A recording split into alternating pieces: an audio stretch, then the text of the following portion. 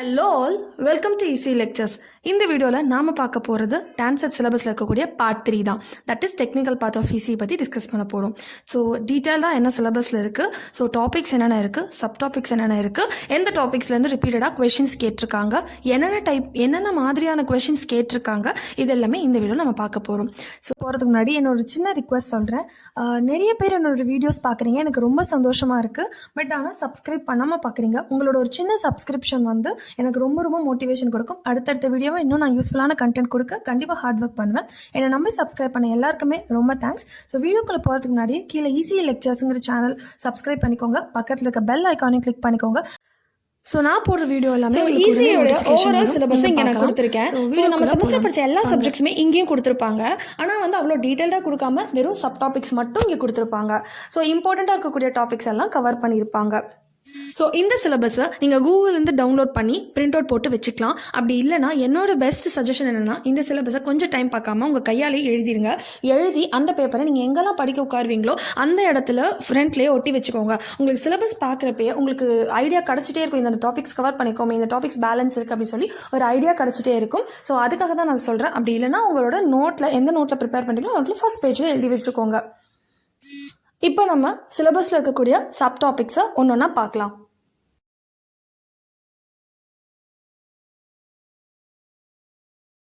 So TANCET சிலபஸில் கொடுத்துருந்த எல்லா சப்ஜெக்ட்ஸுமே நான் 4 குரூப்பாக பிரிச்சிருக்கேன். ஸோ ஃபர்ஸ்ட் குரூப்பில் என்னென்ன இருக்குன்னு பாருங்கள். Circuit analysis, electronic devices and electronic circuits, linear integrated circuits, measurements and instrumentation, digital electronics, microprocessor and application. Group 2ல் வந்து EMF, transmission lines, EM waves and wave guides, antennas and propagation and microwave engineering.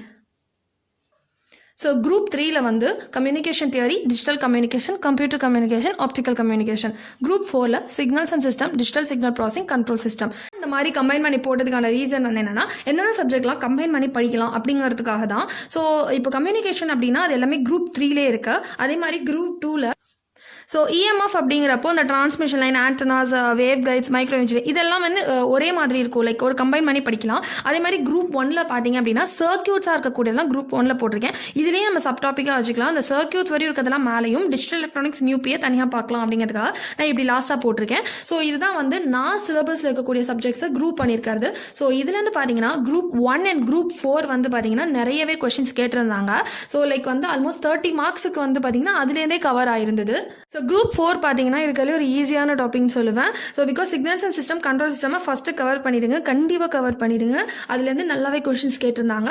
So நம்ம next வந்து sub topics என்னென்ன இருக்குது சப்ஜெக்டில் அப்படின்னு பார்க்கலாம். So group 1ல் கொடுத்துருக்க சப்ஜெக்ட்ஸ் பற்றி டிஸ்கஸ் பண்ண போகிறோம். ஸோ ஃபர்ஸ்ட் சர்க்யூட் அனாலிசிஸில் இருக்கக்கூடிய சப் டாபிக்ஸ் எதுலேருந்து கொஸ்டின் கேட்டிருந்தாங்க அப்படின்னா, நெட்வொர்க் தியரம்ஸ்லேருந்து கேட்டிருந்தாங்க. இதில் வந்து சூப்பர் பொசிஷன் தியரம், அப்புறம் வந்து மேக்ஸிமம் பவர் ட்ரான்ஸ்ஃபர் தியரம், இதெல்லாமே ஈஸி தானே நமக்கு. ஸோ இதுலேருந்து கேட்டிருந்தாங்க super position theorem, maximum power transfer theorem இது கேட்டிருந்தாங்க. And also Thevenin's and Norton circuit கேட்டிருந்தாங்க. ஒரு சர்க்யூட் கொடுத்து இதுலேருந்து இது மாதிரி சேஞ்ச் பண்ணிட்டு சொல்கிறது அந்த மாதிரி கேட்டிருந்தாங்க. அண்ட் ஆல்சோ வந்து ரெசனன்ஸ் இருக்கு இல்லையா, ரெசனன்ஸில் வந்து சீரிஸ் ஆர்எல்சி, பேரல் ஆர்எல்சி ரெண்டுமே வந்து இம்பார்ட்டன்ட் தான். பேரலல் ஆர்எல்சி, அப்புறம் வந்து கியூ ஃபேக்டர் இதுவும் இம்பார்ட்டன்ட். ஓகேவா. நெக்ஸ்ட்டு வந்து எலக்ட்ரானிக் டிவைசஸ். எலக்ட்ரானிக் டிவைசஸில் இந்த டயோட்ஸ்லேருந்து வந்து ப்ராப்ளம்ஸ் கேட்டிருந்தாங்க. குட்டி குட்டி வந்து ப்ராப்ளம் சர்க்யூட்ஸ் கொடுத்து கேட்டிருந்தாங்க. அண்ட் ஆல்சோ டைப்ஸ் லைக் வந்து பிஎன் ஜங்ஷன் டயோட் இதை பற்றியும் கேட்டிருந்தாங்க.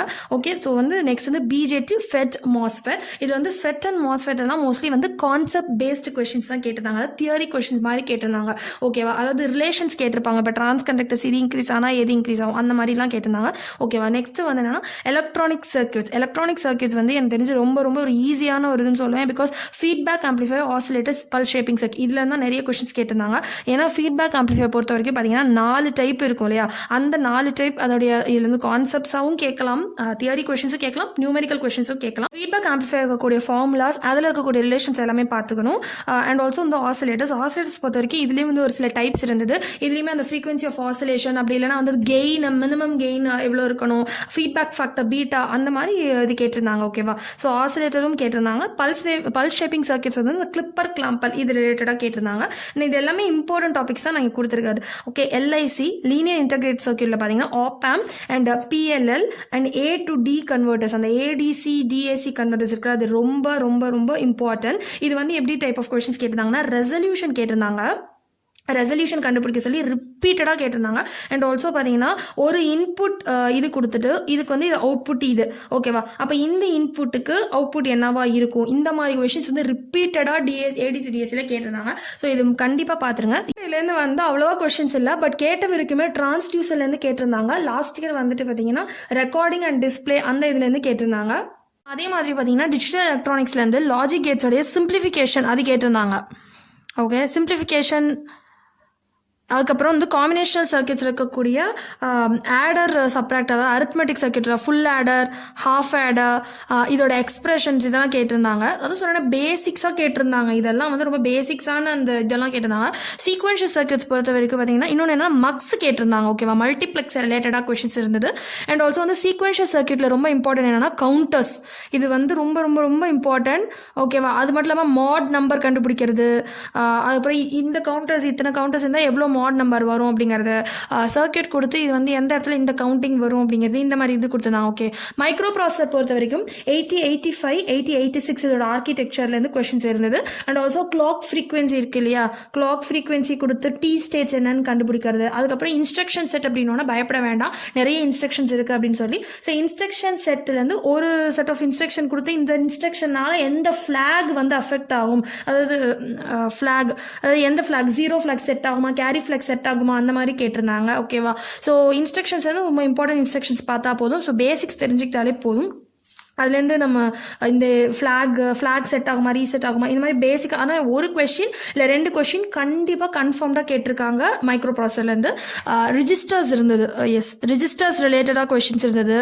ஓகேவா, இதெல்லாம் வந்து ப்ரீவியஸ் இயர் கொஷின் பேப்பர்ஸை கேட்டிருந்தாரு. ஓகே, நெக்ஸ்ட் வந்து என்னென்னா குரூப் 2 நெக்ஸ்ட் பார்ட் போகிறோம். ஓகே, இதில் வந்து என்னென்னா இஎம்எஃப்லேருந்து மேக்ஸ்வெல்ஸ் ஈக்குவேஷன் இது டேரெக்டாகவே கொஷின்ஸ் கேட்டிருந்தாங்க. மேக்ஸ்வெல்ஸோட ஈக்குவேஷன்ஸ் இருக்கு இல்லையா, அதை வந்து டேரெக்டாக கொஷினில் இந்த கான்செப்ட் பேஸ்ட் கொஷின்ஸில் கேட்டிருந்தாங்க.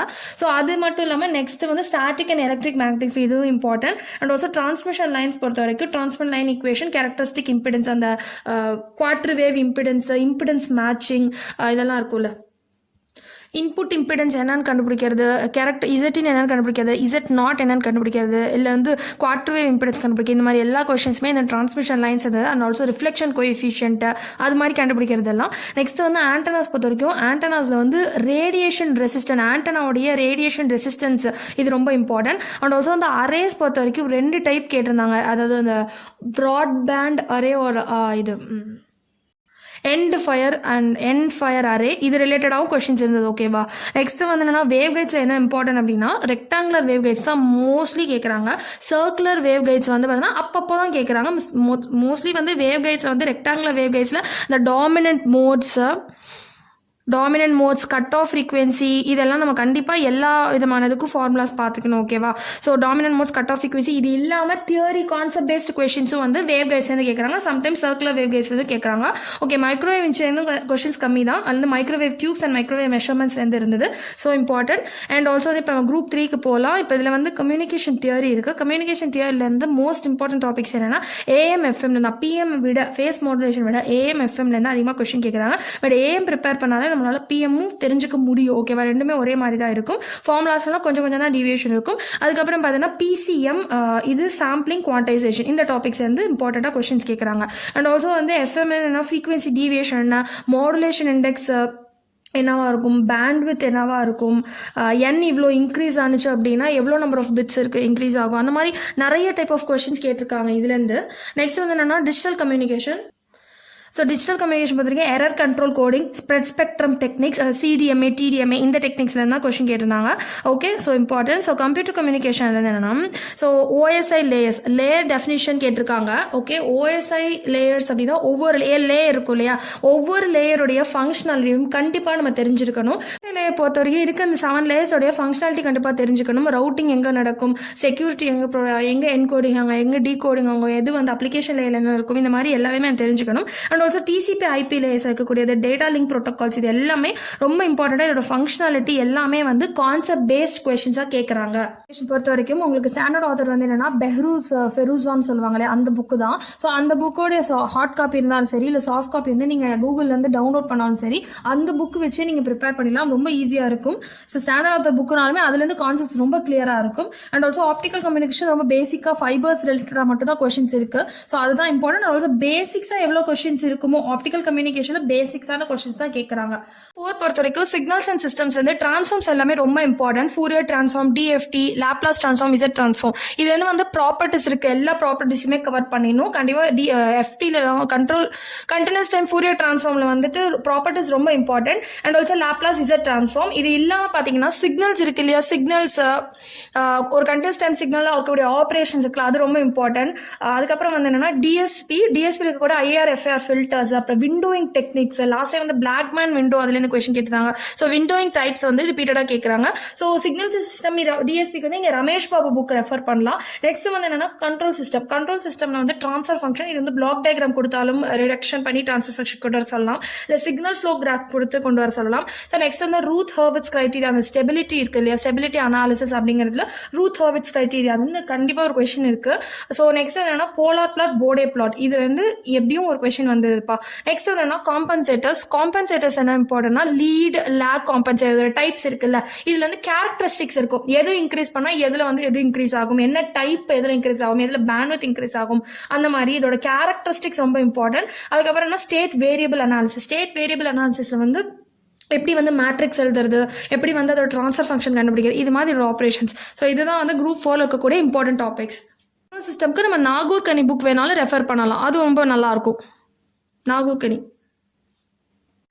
ஸோ சிலபஸில் இருக்கக்கூடிய எல்லா இம்பார்ட்டன்ட் டாபிக்ஸ், சப் டாபிக்ஸ் எல்லாமே பார்த்துட்டோம். ஸோ நம்ம வந்து எவ்வளோ கொஸ்டின்ஸ் அட்டன் பண்ணால் நம்ம சேஃபர் சைடில் இருக்கலாம் அப்படிங்கிறத பார்க்கலாம். ஸோ டெக்னிக்கல் சைட் பொறுத்த வரைக்கும் நம்ம எப்படியும் 40 to 50 கொஸ்டின்ஸ் அட்டன் பண்ணணும். ஓகேவா, அதாவது இப்போ டோட்டலி வந்து 60 கொஸ்டின்ஸ் அப்படின்னா நம்மளால எல்லா கொஸ்டின்ஸுமே அட்டன் பண்ண முடியாது. ஓகேவா, கொஸ்டின் பேப்பர் செட் பண்ணுறப்பே ஒரு 10 to 15% ஆஃப் கொஸ்டின் அட்டன் பண்ண முடியாத மாதிரி தான் செட் பண்ணுவாங்க. ஸோ வந்துட்டு அதில் ஒரு 10 கொஸ்டின் போயிட்டா கூட உங்களுக்கு 40 to 50 கொஸ்டின்ஸ் நீங்கள் ஹார்ட்லி கண்டிப்பாக அட்டன் பண்ணியே ஆகணும். அதுக்கப்புறம் மேக்ஸ் பொறுத்த வரைக்கும் அபவ் 10 கொஸ்டின்ஸ் கண்டிப்பா நீங்க அட்டெண்ட் பண்ணணும். அபவ் 10 கொஸ்டின்ஸ்க்கு அப்புறம் 12 இருக்கலாம், 15 இருக்கலாம் கொஸ்டின்ஸ் அட்டெண்ட் பண்ணணும். நெக்ஸ்ட் வந்து என்னன்னா பேசிக் இன்ஜினியரிங் சயின்ஸ்ல பொறுத்த வரைக்கும் ஒரு 10 கொஸ்டின்ஸ் அட்டெண்ட் பண்ணணும். ஓகேவா, இவ்வளோ கொஸ்டின்ஸ் நீங்க அட்டெண்ட் பண்ணி கரெக்டான மார்க் எடுத்தீங்க அப்படின்னா இதுதான் வந்து ஒரு நல்ல காலேஜ் கிடைக்கிறது ஒரு நல்ல ஸ்கோரா இருக்கும். ஓகேவா, ஸோ நெக்ஸ்ட் வந்து பிஎஸ்ல இருக்கக்கூடிய இந்த கம்ப்யூட்டர் அப்படிங்கிறது வந்து நீங்க கம்ப்யூட்டர் நெட்வொர்க்ஸ் படிக்கிறீங்க இல்லையா, அது கவர் பண்றப்போ இதுவும் சேர்த்தே கவர் ஆயிடும். இதை நாங்க சொல்ல மறந்துட்டேன். அண்ட் நெக்ஸ்ட் சில பாயிண்ட்ஸ் பார்த்துடலாம். ஸோ நீங்கள் வந்து இப்போ ஸ்டாண்டர்ட் ஆத்தர் புக்ஸும் ரெஃபர் பண்ணலாம், இல்லைனா வந்து ஏதாவது ஒரு யூடியூப் சேனல் ஃபாலோ பண்ணி அதையும் வந்துட்டு நோட்ஸ் கண்டினியூ பண்ணலாம். ஆனால் எது பண்ணாலுமே உங்களோட ஓன் நோட்ஸ் நீங்கள் கண்டிப்பாக ப்ரிப்பேர் பண்ணியே ஆகணும். ஓகேவா, எல்லாத்துலேயுமே ஒரு ஓன் நோட்ஸாக ஒரு சப் டாபிக் கீழே உங்கள் கைப்பட உங்களுக்கு புரிஞ்ச மாதிரி ஓனாக எழுதணும். அதே மாதிரி பார்த்தீங்கன்னா உங்களோட formula note, own formula note கண்டிப்பாக வச்சிருக்கணும். இந்த ஃபார்முலா நோட்டில் என்னென்ன ஃபார்முலா எழுதலாம்னா ப்ரீவியஸ் இயர் கொஸ்டின்ஸில் இல்லை ப்ராப்ளம்ஸில் கேட்டிருந்த அந்த ஃபார்முலாஸ், ஒரு டாபிக் கீழே வரக்கூடிய எல்லா இம்பார்ட்டன்ட் ஃபார்முலாஸ், ஈக்குவேஷன்ஸ் எல்லாத்தையுமே ஒரு டாபிக் போட்டு அது கீழே ஃபுல்லாகவே நீங்கள் எழுதிட்டே வரணும். ஒரு சப்ஜெக்ட் உள்ளதை கண்டினியூஸாக எழுதணும். ஸோ ஒரு நோட் போடணும் அப்படின்னு நான் தனித்தனியாக ஒரு நோட் போட சொல்லலை, பட் ஒரு நோட்டில் பிரித்து கூட நீங்கள் ஒவ்வொரு சப்ஜெக்டையாக கம்பைன் பண்ணி எழுதிட்டு வந்தீங்க அப்படின்னு உங்களுக்கு எக்ஸாமோட ரெஃபரன்ஸுக்கு ரொம்பவே ஹெல்ப்ஃபுல்லாக இருக்கும். ஸோ நெக்ஸ்ட் வந்து என்னன்னா எவ்வளோக்கு எவ்வளோ நீங்கள் ப்ராப்ளம்ஸ்க்கு இம்பார்ட்டன்ஸ் கொடுக்குறீங்களோ அதே அளவுக்கு நீங்கள் கான்செப்ட் பேஸ் அதாவது தியரி கொஸ்டின்ஸ்க்கும் இம்பார்ட்டன்ஸ் கொடுக்கணும். ஓகேவா, நெக்ஸ்ட் வந்து இந்த ப்ராப்ளம்ஸ் எப்படி அட்டன் பண்ணலாம்னு பார்க்கலாம். ஸோ ப்ராப்ளம்ஸ் பொறுத்த வரைக்கும் பார்த்தீங்கன்னா கேட்ல இருக்கக்கூடிய 1 மார்க் கொஸ்டின். ஸோ கேட் கொஸ்டின்ஸ்னாலே டஃபாக இருக்கு, நம்மளால எப்படி அட்டன் பண்ண முடியும்னு யோசிக்க வேண்டாம். தமிழ்நாடு பேஸ்ட் பொறுத்த வரைக்கும் ரொம்ப டஃபான கொஸ்டின்ஸ் கேட்க மாட்டாங்க. ஸோ 1 or 2 or 3 ஸ்டெப்ஸ்ல சால்வ் பண்ற மாதிரி ரொம்ப ஈஸியான கொஸ்டின்ஸ் தான் கேட்பாங்க. ஸோ கேட்ல கேட்கக்கூடிய 1 மார்க் கொஸ்டின்ஸ் இருக்கு இல்லையா, அதெல்லாம் நீங்க வந்து லாஸ்ட் அட்லீஸ்ட் 5 years அதாவது மினிமம் சொல்றேன் 5 years கொஸ்டின்ஸை வந்து நீங்க சால்வ் பண்ணணும். சால்வ் பண்றப்போ கண்டிப்பா உங்களுக்கு டான்செட் கொஸ்டின் பேப்பர் ஈஸியாகவே இருக்கும். அண்ட் நெக்ஸ்ட் வந்து என்னன்னா டான்செட்டுடைய ப்ரீவியஸ் இயர் கொஸ்டின்ஸ் வந்து சால்வ் பண்ண ஆரம்பிக்கணும். ஸோ நீங்கள் டான்செட்டுடைய கொஸ்டின் பேப்பர் சர்ச் பண்ணிங்கன்னா கூகுளில் நிறைய இடத்துல கிடைக்காது. நான் அதுக்காக தான் வந்துட்டு சக்தி பப்ளிகேஷன் புக்கே சொன்னேன். ஓகேவா, சக்தி பப்ளிகேஷன் புக்கை நான் அப்படியே ஃபாலோ பண்ண கண்டிப்பாக சொல்ல மாட்டேன். இந்த புக் மட்டும் படித்தா போதுமா, இது நம்ம எல்லாமே கிளியர் பண்ணிடலாம் அப்படி கிடையாது. ஏன்னா எக்ஸாம் வந்து இந்த புக்கை ரெஃபர் பண்ணி கொஸ்டின்ஸ் எடுக்க மாட்டாங்க. உங்களுக்கு ஒரு ஓவரால் ஐடியா கொஸ்டின் பேப்பர் ரிலேட்டடாக கிடைக்கிறதுக்காக தான் நான் இதே சொல்கிறேன். அந்த இதில் இருக்கக்கூடிய ஆன்சர் கீ கூட நீங்கள் ரெஃபர் பண்ண வேண்டாம். ஏன்னா நிறைய மிஸ்டேக்ஸ் இருக்கும். ஸோ வந்து சக்தி பப்ளிகேஷனில் வாங்கினீங்கன்னா லாஸ்ட்டில் வந்து எல்லா கொஸ்டின் பேப்பர்ஸுமே கொடுத்துருப்பாங்க. இல்லை இன்னொன்று என்னன்னா 3-in-1 சொல்லிட்டு ஒன்று இருக்கும். அதில் மேக்ஸ், பிஎஸ் அண்ட் வந்து டெக்னிக்கல் பார்ட் இதுவுமே இருக்கும். இது எல்லா டிபார்ட்மெண்ட்டுக்குமே இருக்கும். அப்படி இல்லை அப்படின்னா மேக்ஸுக்கு மட்டும் தனியாக இருக்கும், இல்லை டெக்னிக்கல் பார்ட் மட்டும் தனியாக இருக்கும். நீங்கள் அமேசானில் சர்ச் பண்ணாலே இந்த புக் உங்களுக்கு கண்டிப்பாக கிடைக்கும். ஸோ இதை யூஸ் பண்ணி நீங்கள் previous year question paper TANCET உங்களுக்கு கிடச்சிடும் இல்லையா, அதை வச்சு நீங்கள் ப்ராப்ளம் சால்வ் பண்ண ஆரம்பிக்கணும். ஸோ உங்களுக்கு ஒரு ஐடியா கிடைக்கும். ஸோ எடுத்தோடனே ப்ராப்ளம் சால்விங்குள்ளே போனீங்க அப்படின்னா உங்களுக்கு தெரியாது. ஸோ ஃபஸ்ட்டு வந்து கான்செப்ட்ஸ் ப்ரிப்பேர் பண்ணுங்க, ஓன் நோட்ஸ் ப்ரிப்பேர் பண்ணுங்க. அதுக்கப்புறம் நீங்கள் ப்ராப்ளம் சால்வ் பண்ண ஆரம்பிச்சிங்கன்னா ப்ராக்டிஸ் கண்டிப்பாக உங்களுக்கு ப்ராப்ளம் சால்விங்கில் இம்ப்ரூவ்மெண்ட் கண்டிப்பாக வரும். ஸோ இதில் வந்து கால்சி அலவுட் கிடையாது. ஸோ கால்சி கிடையாது அப்படிங்கிறதுனால நீங்கள் கொஞ்சம் ஃபாஸ்ட்டான கால்குலேஷன்ஸ் போட ஆரம்பிக்கணும். ஸோ இம்பார்ட்டன்ட் வேல்யூஸ் என்னென்னு சொல்லி அதை மெமரைஸ் பண்ணி வச்சுக்கோங்க. ஸோ கால்குலேஷன்ஸில் ரொம்ப ஹெல்ப்ஃபுல்லாக இருக்கும். அண்ட் ஆல்சோ வந்து டான்செட் பேட்டர்ன் தான் அப்படியே வந்து டிஎன்இபிக்கும் வரும். ஸோ கண்டிப்பாக இது நீங்கள் ப்ரிப்பேர் பண்ணுறது டிஎன்இபியில் ரீநோட்டிஃபிகேஷன் விட்டாங்க அப்படின்னா ஏஐக்கு அதுக்கும் உங்களுக்கு ஹெல்ப்ஃபுல்லாக இருக்கும். எல்லாருமே வந்து எக்ஸாம் டேட் வந்துருச்சான்னு கேட்டுகிட்டே இருக்கீங்க. இது வரைக்கும் எக்ஸாம் டேட் பற்றி எந்த ஒரு அஃபிஷியல் நோட்டிஃபிகேஷனும் இல்லை. இன்னும் அப்ளிகேஷன் ப்ராசஸ் ஸ்டார்ட் ஆகலை. ஸோ வந்ததுக்கப்புறம் படிக்கலாம்னு நினைக்காதீங்க. உங்களுக்கு ரொம்ப ப்ரெஷர் வரும், எக்ஸாம் ஃபியர் வரும், எக்ஸாம் ப்ரெஷர் வரும். ஸோ இப்போலேருந்தே ப்ரிப்பேர் பண்ணாருங்க. ஸோ சஃபிஷியண்டாக உங்களுக்கு டைம் இருக்கும். மேக்ஸ் இருக்குது, பிஎஸ் இருக்குது, டெக்னிக்கல் பார்ட் இருக்குது. ஸோ இதெல்லாம் வந்து உங்கள் ஸ்ட்ராட்டஜி போட்டு உங்களுக்கு என்னென்ன சப்ஜெக்ட் வரும் சரி பிளான் பண்ணுங்க. ஸோ டேட் வந்த உடனே இல்லை அப்ளிகேஷன் லிங்க் ஓப்பன் ஆனால் கண்டிப்பாக நம்ம சேனலில் கண்டிப்பாக அப்டேட் பண்ணிடுவோம். நிறைய கொஸ்டின் பேப்பர் ரெஃபர் பண்ணி எல்லா டாப்பிக்கும் அனலைஸ் பண்ணி தான் நான் அந்த இம்பார்ட்டன்ட் இது கொடுத்துருக்கேன். ஓகேவா, எல்லா டாபிக்ஸுமே ரிப்பீட்டடாக கொஸ்டின்ஸ் கேட்டிருந்தது தான் நான் வந்து கொடுத்துருக்கேன். ஓகே, ஸோ எல்லாமே உங்களுக்கு ஹெல்ப்ஃபுல்லாக இருந்திருக்கும்னு நான் நினைக்கிறேன். இந்த குரூப்பிங்லேருந்து இந்த இம்பார்ட்டன்ட் டாபிக்ஸ் நம்ம டிஸ்கஸ் பண்ண வரைக்கும் உங்களுக்கு எல்லாமே ஹெல்ப்ஃபுல்லாக இருந்திருக்கும்னு நான் நினைக்கிறேன். ஏதாவது நான் இம்ப்ரூவ் பண்ணிக்கணும், இல்லை இந்த வீடியோ எடுங்க மேடம் இந்த மாதிரி ஏதாவது கேட்டிங்கன்னா கண்டிப்பாக அது ரிலேட்டடாகவும் நான் நிச்சயமாக போஸ்ட் பண்ணுறேன். என்னோட கண்டென்ட்டையும் நான் இம்ப்ரூவ் பண்ணிக்க ட்ரை பண்ணுறேன். அண்ட் இந்த வீடியோ உங்களுக்கு யூஸ்ஃபுல்லாக இருக்கும்னு நான் நம்புகிறேன். ஓகே, இந்த வீடியோ யூஸ்ஃபுல்லாக இருந்துச்சுன்னா லைக் பண்ணுங்க அண்ட் ஆல்சோ ஷேர் பண்ணுங்க உங்கள் ஃப்ரெண்ட்ஸுக்கும். And subscribe to EC lectures. Thank you for வாட்சிங்.